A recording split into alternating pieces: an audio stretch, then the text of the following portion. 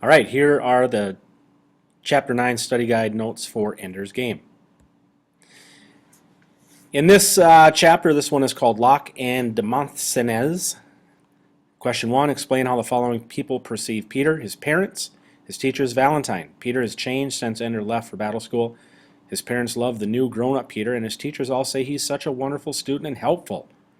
But we also know that school is an absolute bore to him, so he's just putting on a show. Valentine sees all this and knows the real Peter. She knows what he's capable of. One of the things that he's doing off on his own is skinning squirrels alive and then watching them die. So Peter is a bit of a naughty, sadistic boy.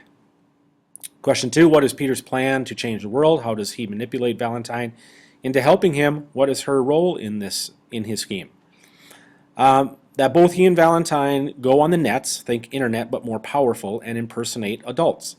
They would then work to shape political opinion around the world. Peter manipulates Valentine by showing weakness, and she thinks it might be real, but we know Peter is scary and you can't trust him. Valentine's role was to write on the West Coast nets, but more importantly, she helped keep Peter at bay. What is Peter's greatest gift? His ability to control and manipulate people, which makes him someone you can't trust. Question 4, what names do Peter and Valentine establish for themselves on the net? Why do they need false identities? The names they use are Locke and Demosthenes.